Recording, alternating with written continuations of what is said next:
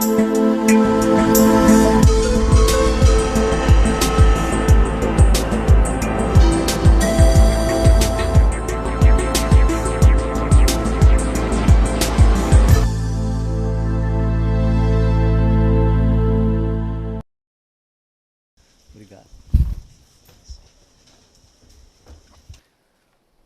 tarde, meus amigos. No agradecimento a Deus, os objetivos de todos nós na encarnação, possamos nessa tarde refletir sobre a importância da doutrina espírita em nossas vidas.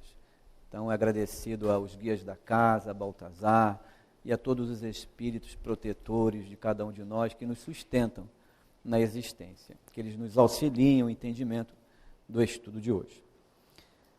A visão dentro do processo da encarnação para todos nós é algo que todos já conhecemos, mesmo aqueles que não se consideram espíritas ou espiritualistas, pois todos nós somos espíritos e já tivemos várias existências, várias encarnações.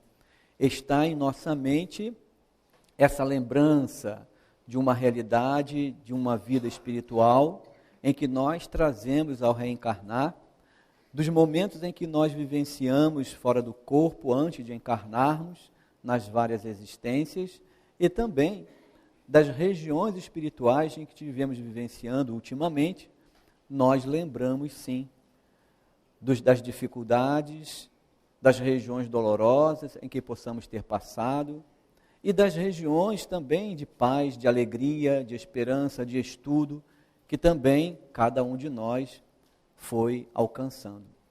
A realidade da vida espiritual, ela é o processo natural que todos nós espíritos temos que buscar. E dentro dessa visão de buscar a realidade da vida espiritual, aprender a conviver como espíritos sem esse corpo físico, com um outro corpo, o corpo espiritual, que também é matéria, não uma matéria que nós conhecemos, mas uma matéria estruturada de acordo com o pensamento de cada um de nós, assimilando as energias do planeta, do mundo a que iremos habitar, encarnar. Construímos também esse corpo espiritual. No mundo dos espíritos, ou seja, desencarnados, nós agimos muito mais pela condução do pensamento, do sentimento, das emoções. E para fazer com que o equilíbrio da convivência no mundo espiritual, do controle dessas emoções, precisamos de alguma coisa que limite a expansão ou a reação do nosso corpo espiritual para algumas situações que às vezes já não queremos mais estar. Vamos lembrar, todos viram o filme Nosso Lar, o livro também Nosso Lar. Vamos lembrar de André Luiz naquela região, uma região que ele estava envolvido de acordo com o seu campo mental, que todos chamavam umbral. Antes de falarmos, temos aqui um recado, é para eu mesmo, tá? Desculpa. Eu fui ansioso agora, mas tudo bem, eu vou controlar nessa encarnação também. Isso, ela já falou para mim. Obrigado, tá? A gente vai aprendendo, viu? Então, André Luiz, no momento em que ele estava naquela vivência depois de desencarnar, todos nós vimos uma região sofrida a que ele se envolveu. E que região espiritual é aquela que promoveu a ele as cobranças, ações de espíritos sobre ele, uma própria culpa que ele não conseguia entender, de espíritos falando que ele era suicida, e ele não considerava como um suicida, mas sentimentos, emoções, levavam a ele a vivenciar aquela situação por não ter uma segurança de conhecimento da vida espiritual, da certeza da vida espiritual, até mesmo da relação onde Deus estaria, o do socorro que Deus poderia enviar para ele. Essa posição é a posição mental que ele criou para ele, junto de outros espíritos que também vivenciavam esse panorama de sentimentos, de emoções. Essa região, ela se interpõe ou entrelaça-se com todas as outras regiões a nível espiritual. Como nós podemos entender a relação das energias, das ondas magnéticas que se propagam aqui no nosso ambiente, que se entrecruzam, mas nós não as ouvimos. Das vibrações e das frequências que estão aqui, que os nossos olhos não captam, os olhos físicos, mas estão presentes. Então, dentro de um parâmetro de relação mental, nós nos fixamos na propagação dessas vibrações, dessas frequências, que os aparelhos podem absorver e colocar num padrão audível para todos nós.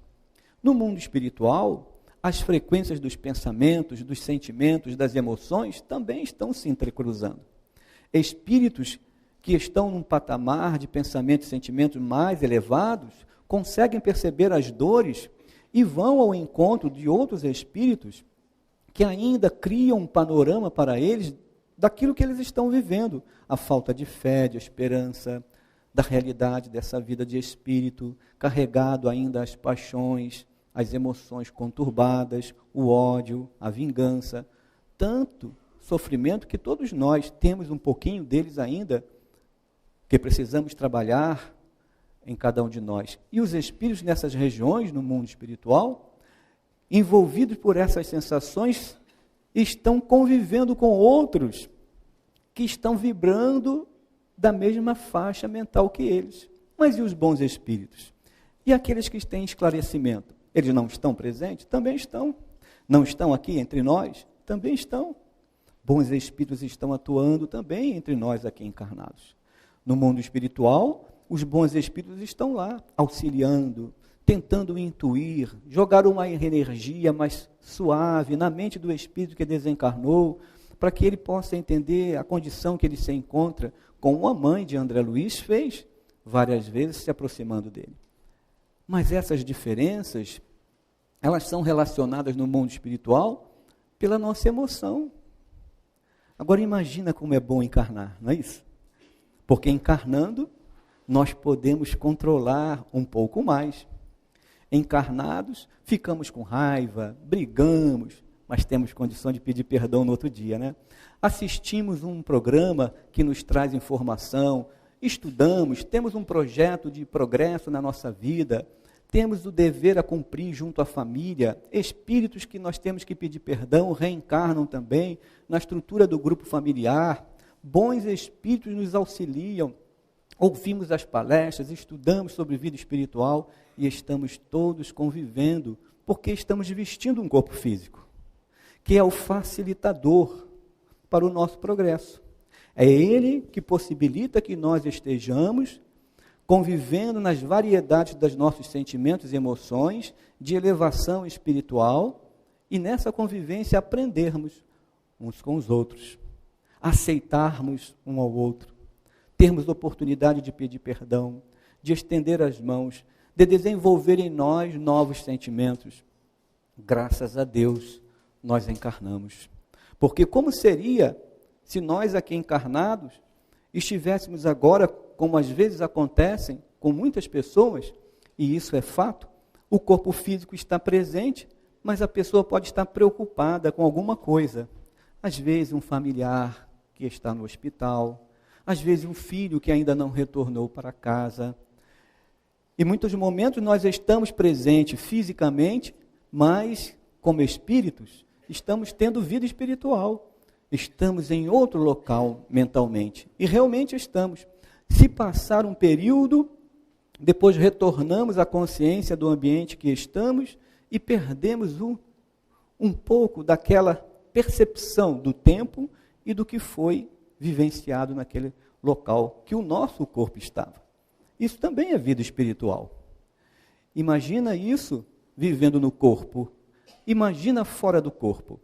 Fora do corpo físico, desencarnado, nós vamos para aquela região, porque pensamos, sentimos, somos arrastados com o nosso corpo espiritual para aquela região que nos ligamos. Estar encarnado é tão bom. Estar encarnado auxilia a gente a permanecer com um pensamento mais centrado, com um pensamento mais seguro diante dos nossos objetivos de espírito em elevação.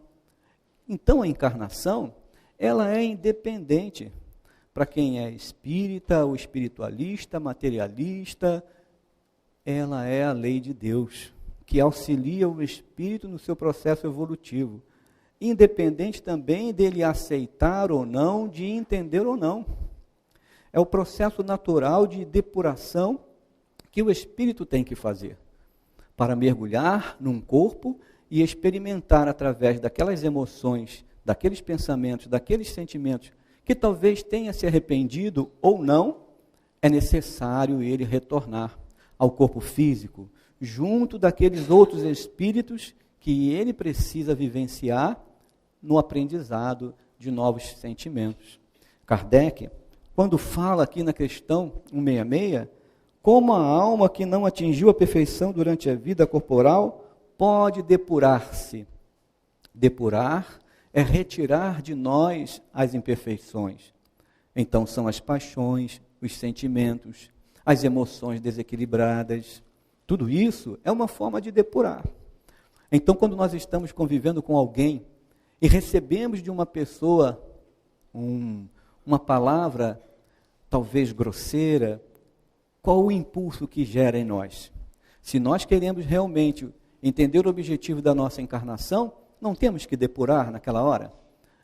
Ainda surgem em nós grandes sentimentos de revolta, de mágoa, de tristeza, diante da palavra que a pessoa nos trouxe.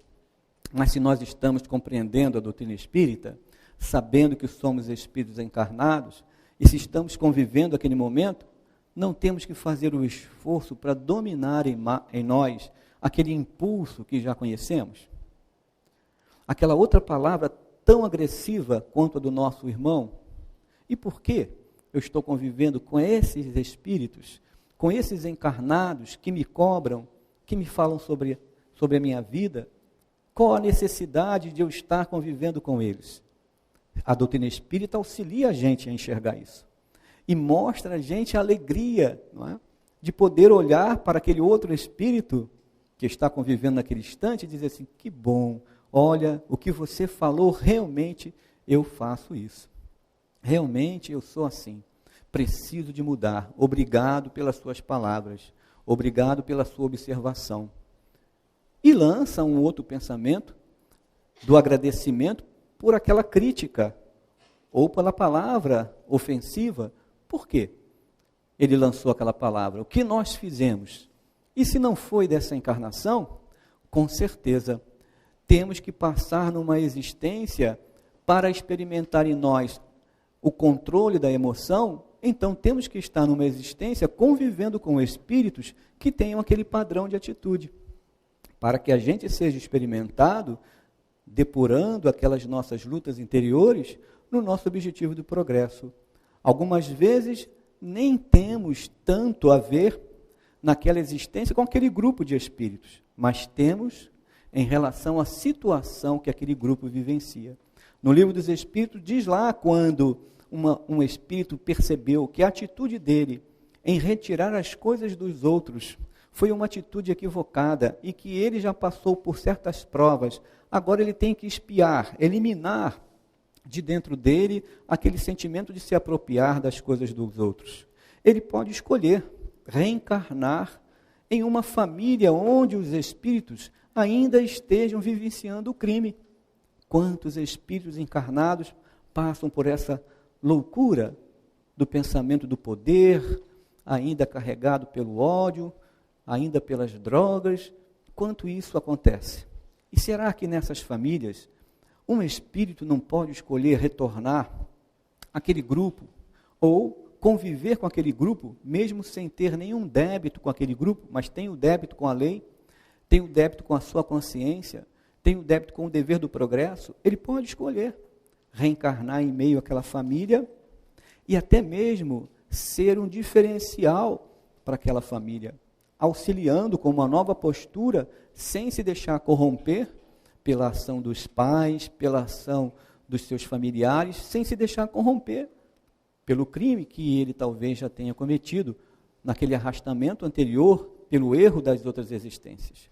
Nessa hora, o espírito se equilibrou, realmente conquistou nele a segurança, e esse espírito pode confiar qualquer outra coisa nele a nível material, que ele já conseguiu superar. Ele deu demonstração. Pode ser que em outras situações, aquele espírito ainda não tenha conseguido superar, mas nessa ele demonstrou.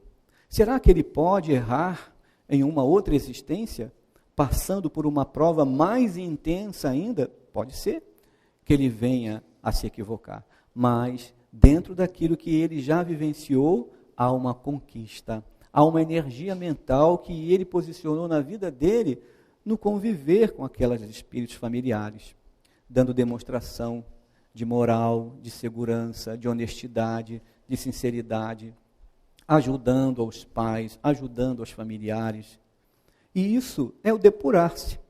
Como nós vamos conseguir conquistar a nível dessa segurança no mundo espiritual se não dermos demonstração enquanto encarnados? Então Kardec caminha dizendo: com a alma realiza a nova existência, nessa transformação que é necessária para ele. A alma depura-se quando experimenta certamente uma transformação. Essa transformação é do sentimento, porque a nível físico, o nosso corpo, ele recebe as cargas que nós lançamos para ele. E essa depuração é uma transformação que acontece pela nossa conscientização. Porque se sabemos que aquela atitude ainda nos deixa vivenciar dores, causando sofrimento nos outros, muitas vezes o nosso corpo, ele é o grande limitador dentro daquilo que nós já queremos dizer assim: não posso cair novamente nesse erro. Todos conhecem aquela questão de um filho que vai junto a Chico Xavier e ele a mãe vai junto a Chico Xavier e a mãe diz que o filho havia perdido os braços num problema que ele tinha passado. E ela, desesperada, buscando ali compreender aquela situação, passado um tempo, Chico Xavier diz a ela que não se preocupasse, que o filho ia sair daquela situação, porque alguma coisa iria causar momento para que ele permanecesse em casa. E passado um tempo, o filho então perde também as pernas. E a mãe volta transtornada, não entendendo aquela situação, e agora, como isso pode ser? E ele demonstra àquela mãe que o filho já pretendia lançar o seu corpo em um precipício, retirando sua vida. A expiação, ela foi tolhida para ele dentro da própria postura dele, pela própria causa que ele lançou o seu corpo. E isso às vezes nós não entendemos. Achamos que uma depuração num corpo, sendo dolorosa, ela é algo que nos faz sofrer. Mas também não temos que achar que temos que sofrer para depurar. É uma questão de conscientização. Por isso, quando nos arrependemos, automaticamente a gente lança para o nosso corpo espiritual limitações. Se um espírito se arrependeu e ele diz assim: não quero mais usar essas mãos para maltratar ninguém. Não quero mais que essa mão fira alguém. Antes de encarnar, ele pode pensar isso tão intensamente, que ao se ligar ao óvulo em processo de desenvolvimento, na fecundação, ele mentalmente não quer mais usar as mãos para maltratar ninguém.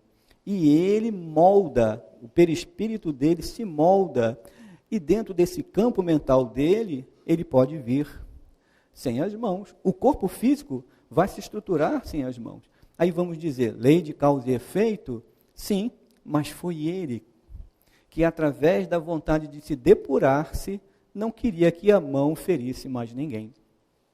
Então não é Deus que castiga, somos nós, conhecendo a nossa vontade de fazer com que os nossos atos sejam melhores. E sem as mãos, ele vai conseguir fazer o bem. mas é uma limitação que ele impõe a ele mesmo. Por isso temos que avaliar, quando dizemos que a pessoa vai reencarnar e vai ter que passar por essa expiação. A expiação só ocorre quando o espírito tem consciência de que aquilo será bom para ele. Senão será uma imposição, um castigo, e Deus não castiga. Então, quantas coisas nós precisamos depurar? Nós estamos vivenciando num corpo são, tentando buscar o equilíbrio do nosso corpo físico, fazendo os passos de cura para aliviar nossas dores, buscando os médicos para organizar dentro da necessidade da saúde do corpo físico todo um equilíbrio do físico, mas esquecemos do nosso equilíbrio interior. Esquecemos do controle dos nossos sentimentos. Esquecemos dos impulsos dos nossos pensamentos, que falam a cada célula do nosso corpo. Então, uma realidade que a ciência e a doutrina espírita vem trazendo a todos nós. Ao arrependermos, já estamos ajustando as coisas. A lei de causa e efeito vai acontecer pelo próprio arrependimento, na assimilação de que venha uma expiação ou venha uma prova para que a gente possa superar aquilo que a gente já está se arrependendo. Essa é a lei. Por isso, precisamos de fazer com que esse arrependimento aconteça encarnado. Encarnado será bem melhor, não é? Reconhecer aqueles que estão ao nosso redor, reconhecer as nossas limitações, reconhecer os nossos impulsos interiores e começar a controlar agora, para que a gente não precise desencarnar, passar por uma região espiritual de grande perturbação, ser socorrido depois dessa busca de equilíbrio, ir para uma região de esclarecimento, compreender os nossos limites, a necessidade do nosso progresso, reorganizar uma nova existência. Então podemos fazer isso agora, compreendendo a beleza da doutrina espírita para todos nós. Essa é a grande dificuldade, porque ainda olhamos a nossa vida como espíritos encarnados, não olhamos a nossa vida como espíritos simplesmente. Quando eu desencarnar, eu vou saber o que eu fui. A gente fala assim, não é isso? Não, eu já sei o que eu sou agora. Então eu tenho que começar a controlar o que tenho agora. E o que eu sou agora são as conquistas ou o acúmulo do que eu sou e fui nas existências anteriores. Então por que eu vou saber do meu passado se eu não consigo olhar para o meu presente? Então, na realidade, o que importa não é chegarmos ao fim da jornada, mas é a caminhada dessa jornada, saber se conduzir bem na jornada, porque amanhã nós podemos estar deixando o corpo físico, mas se eu conduzir bem até agora, com alegria, aproveitando esses momentos todos, que bom, se fosse um homem de bem, teria morrido. Então, desencarnar não seria tão ruim, mas nós sabemos das nossas necessidades profundamente, nós não conhecemos as nossas lutas interiores, então vamos ficar no corpo e aproveitar todo o tempo que a gente tiver para fazer essa depuração, com mais consciência, mais equilíbrio dos sentimentos. Quando Kardec leva isso aos espíritos, ele fala assim, Kardec, parece resultar deste princípio que a alma, depois de ter deixado o corpo, toma outro, ou melhor dizendo, que ela se encarna num novo corpo. Parece até que Kardec, dentro da visão dele, coloca uma própria afirmativa. E os espíritos dizem, é evidente. E isso tem que ser algo evidente para todos nós, diante do que nós aprendemos da doutrina espírita e que nós também aprendemos do Evangelho de Jesus. Porque Jesus disse, bem-aventurados os aflitos que serão consolados. Jesus disse, bem-aventurados que são perseguidos por justiça em meu nome, porque deles é o reino dos céus. E nós procuramos a consolação no corpo físico. Nós vivenciamos as perseguições e não enxergamos onde que se encontra o reino dos céus, achando que é somente quando desencarnar.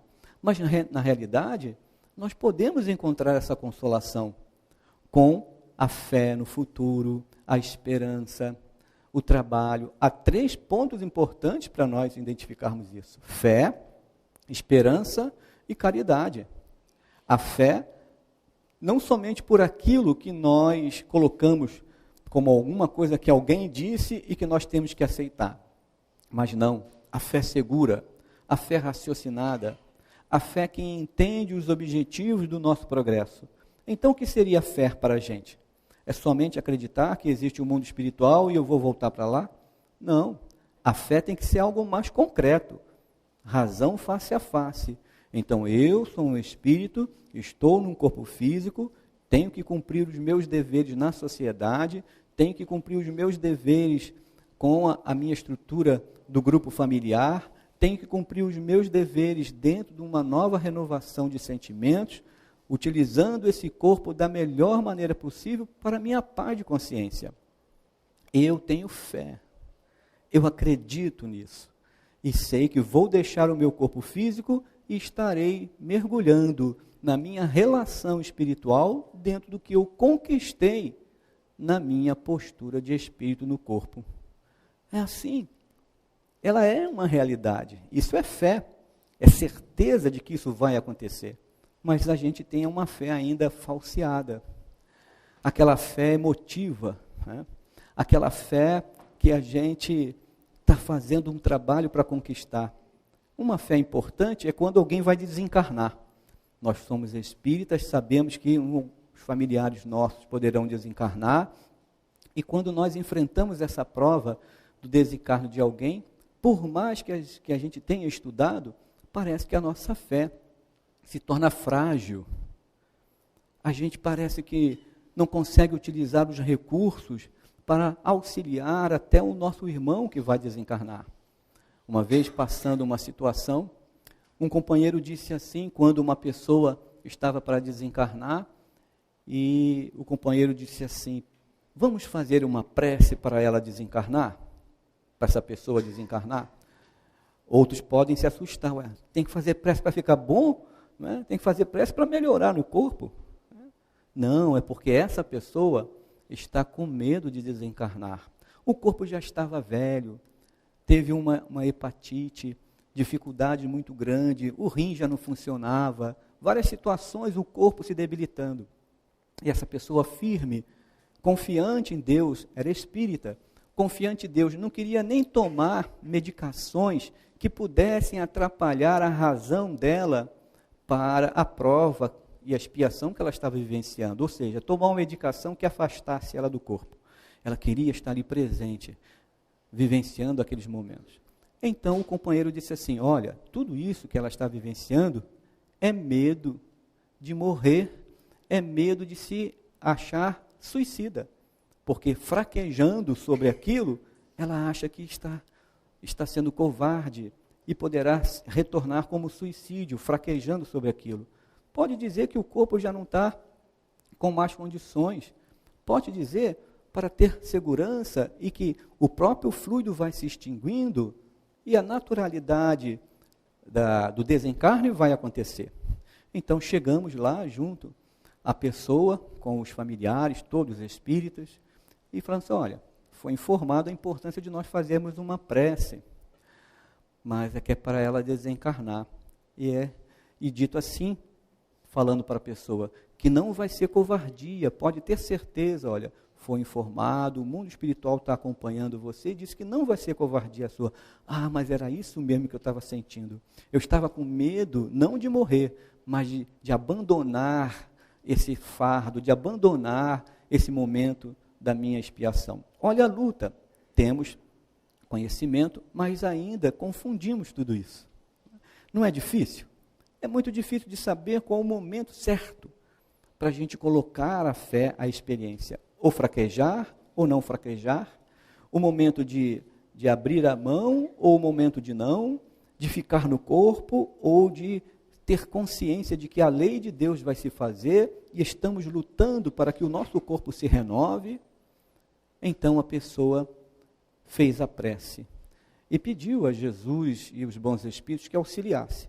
A família toda percebeu a melhora, né, pela essa vontade de entender essa relação. Todos foram para casa, pela melhora que o doente teve, e na outra semana, ou seja, no outro dia de manhã, assistiu uma palestra pela televisão, e disse que já se encontrava bem.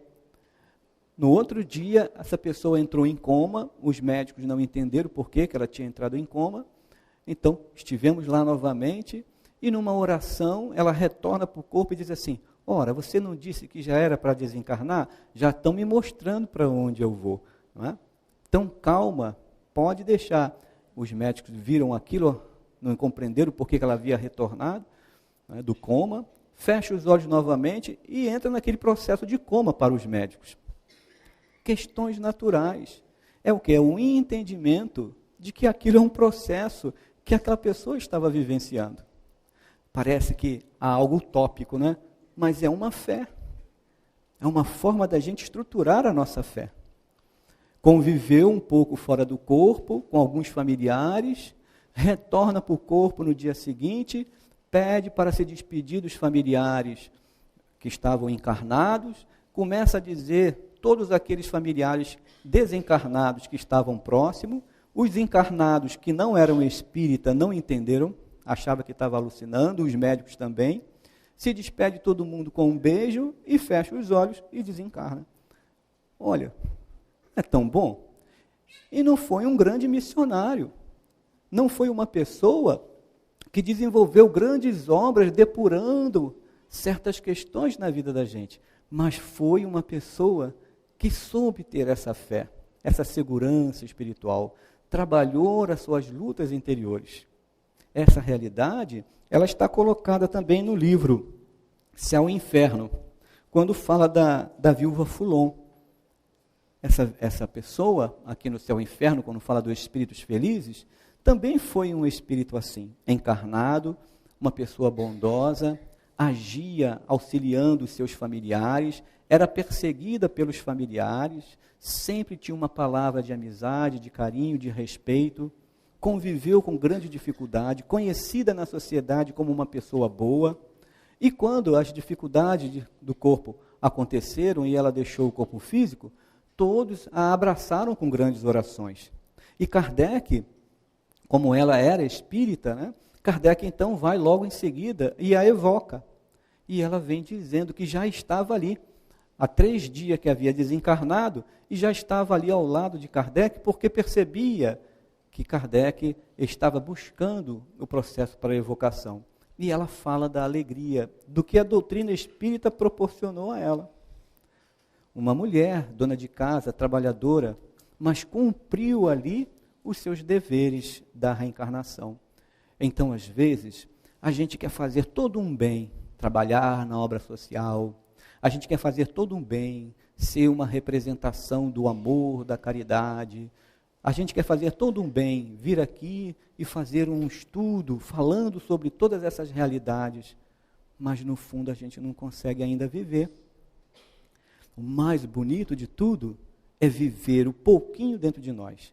Sim, trabalhar no bem, fazer o estudo, aprimorar conhecimento, mas entender onde que está a minha falha, onde está o meu problema, onde está a minha dificuldade, no lidar com as pessoas nas instituições, qual a minha dificuldade de ser alguém melhor. Essa realidade maior, esse trabalho interior que faz a gente avançar. Conhecer a doutrina espírita é o facilitador, é a orientadora para entender o que está acontecendo conosco como espírito encarnado. Agora, saber vivenciar isso com sabedoria na encarnação é que é a grande depuração. E retornar para o mundo espiritual com mais paz de consciência. Por isso, as verdades estão dentro do devotamento de cada um de nós. O sentimento de cada um de nós é que corresponde ao nosso progresso. Então, quando nós vamos dar os passes, quando nós vamos fazer um estudo, quando nós vamos conviver com alguém, o que eu estou conseguindo modificar em mim naquela atividade? Que sentimento melhor está brotando em mim naquilo que eu estou executando? Quantas vezes a gente executa repentinamente, maquinalmente? Estamos aprimorando na convivência, mas às vezes não estamos sentindo. Vamos desencarnar ainda carregando aquelas torpezas todas, por mais que tenhamos sido bons trabalhadores. materialmente. Fomos bons no trabalho, mas será que nós fomos bons na mudança interior de cada um de nós? Só Deus e a nossa consciência sabe. Só Deus. Por isso, tem muitos desencarnantes, tem muitos que estão retornando para o mundo espiritual, dizendo assim, eu dei bastante passe, trabalhei na cura, assisti os espíritos, conversei com os espíritos sofridos, fiz tudo isso e me encontro nessa dor, nesse conflito. Sim, você fez tudo isso, mas não conseguiu sentir, não conseguiu amar efetivamente o espírito, orientou a ele, mas e aquele espírito que estava no seu lar? Só porque ele estava encarnado, você não conseguiu amá-lo? E no ponto do ônibus, quando alguém te afetou? E no trânsito? E no mercado? E na sua vida social? São espíritos também. Por que com aqueles outros você não desenvolveu? Então, não é 1h30, não é esse momento que nós vamos ajustar a nossa encarnação.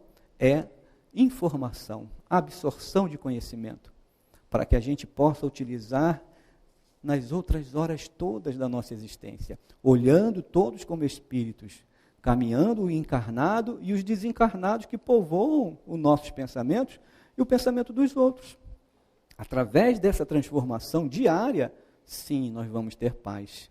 Independente de qualquer trabalho que tenhamos feito, nós estamos vendo a nossa melhora. Nós estaremos vendo o quanto nós estamos fazendo essas lutas interiores para modificar. Agora, o trabalho na casa espírita, o trabalho nas instituições, auxilia. Como é? Fé é o acreditar, esperança de que acreditando em tudo aquilo, eu poderei sair dessa encarnação melhor, e a caridade, que é o exercício. Fé, esperança e caridade. Trabalho no bem. Se eu tiver fé e tiver esperança, mas não exercitar, eu só tenho conhecimento. Se eu exercitar e não tiver esperança e nem fé, eu exercito, mas saio com conflitos. Então eu tenho que conjugar os três. Saber que aquilo será bom para mim. Esse depurar é que Kardec busca, com a orientação dos espíritos, nos auxiliar, mostrando que nós estamos avançando, que a reencarnação ela é para todos, independente de entendermos ou aceitarmos. Ela faz parte do processo da lei de Deus. Agora, quando nós compreendemos tudo isso e fazemos que ela seja verdadeira na nossa vida, parece que uma esperança e uma felicidade envolve a gente. Parece que as coisas se modificam. Eu começo a conhecer as situações que eu preciso renovar. Eu começo a entender porquê do meu orgulho e ainda o porquê eu convivo com aquela situação que vem fazer o meu orgulho ser freado. Nós vemos assim também, nesse livro, O Céu e o Inferno, que Kardec traz a história do mendigo Marx. Depois vocês leiam No Céu e o Inferno. É uma história bonita.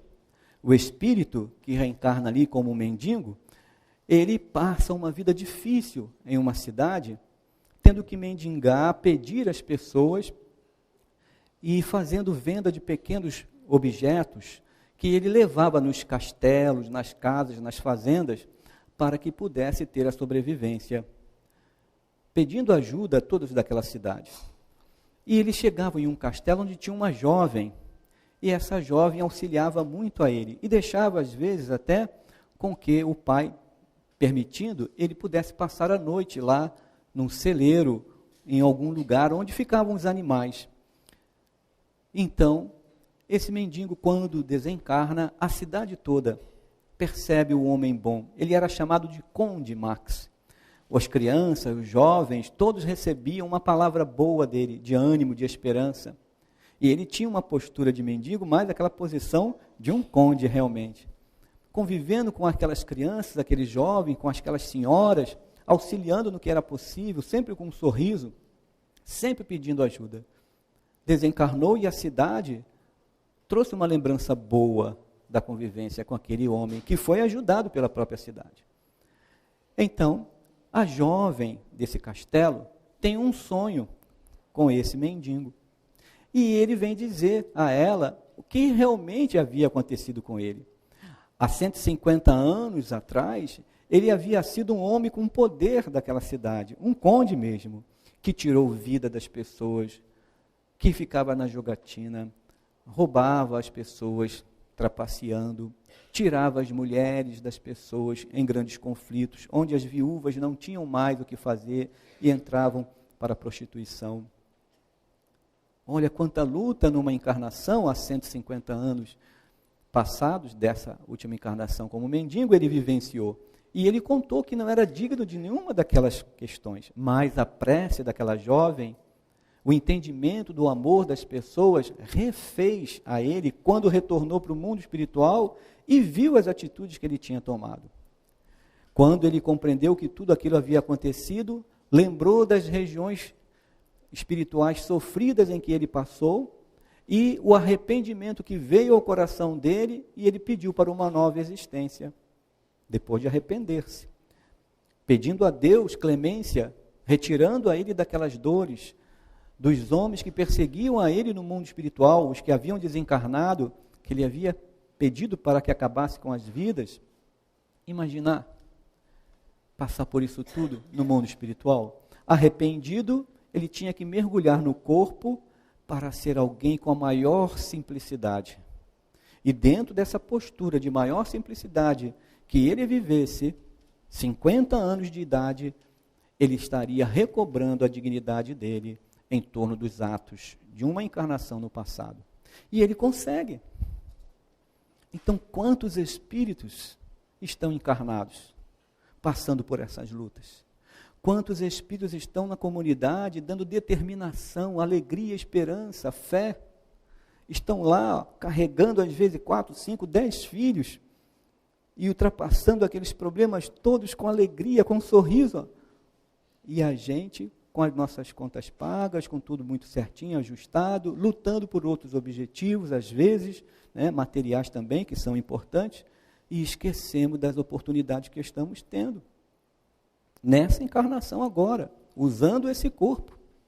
Mas já tem espíritos que nós recebemos na instituição, porque eles passam as dificuldades materiais, mas dão grande prova para a gente de fé, grande prova de esperança, grande prova de amor, de solidariedade, que nós estamos aprendendo a fazer na própria tarefa do bem. É o sentimento que renova. É o entender essa depuração que faz a gente avançar. E não é uma encarnação de 60 anos, por mais que ela seja difícil no corpo, que vai dizer que ela foi sofrida. Não, é a nossa visão dela, para o nosso progresso, se é sofrido ou não. Porque alguém pode às vezes dar uma topada e foi o fim do mundo. E outra pessoa já reencarna sem os pés e ultrapassa. Alguém pode ter um problema nos olhos e ficar desesperado e perder uma visão. Alguém já reencarna sem os olhos. Alguém pode falar que teve um problema na sua área da fala e ficar com medo de perder a voz, porque talvez tenha tido alguma dificuldade. Alguns já reencarnam sem a possibilidade de falar. Alguns reencarnam sem a possibilidade de ouvir. Então, o que estamos fazendo agora com o instrumento que nós temos? Essa alegria tem que estar forte em nós. Conhecer o que Jesus disse, vá, reconcilie com o seu próximo enquanto está a caminho. Deixe a sua oferenda no altar. Veja aquele que você tem que ajustar. Renove o seu sentimento. Depois volte e coloque sua oferenda no altar. Então, vir à casa espírita é como se fosse assim, colocar a oferenda ao altar, né? Fazemos as nossas preces, trabalhamos no bem, damos os passos, recebemos os passos, falamos do amor, mas temos que viver isso. Temos que viver com aqueles que estão a caminho. Temos que viver em todo momento. É muito difícil, mas a alegria de conhecer a doutrina espírita e o amor de Jesus na vida de todos nós faz a gente um pouco mais feliz, faz a gente um pouco mais seguro. E tenhamos certeza, por mais que seja difícil, as encarnações que estão nos esperando, com o entendimento que nós vamos, cada um de nós tendo, não pense que será somente fácil, não. Também poderão ser encarnações mais difíceis do que essas, a nível material. Mas elas serão difíceis a nível material, mas nós estaremos preparados para conseguir suportá-las. Por enquanto as coisas estão muito fáceis, a nível material, nós estamos só recebendo informação. Para o que nos espera realmente depuração de muitas lutas dos nossos sentimentos que precisamos fazer. São muitas encarnações que nós vamos ter que passar, mas vamos começar agora, mais conscientes, mais felizes, conhecendo a nós mesmos, renovando hoje o que nós podemos, e com certeza essa felicidade já está se fazendo.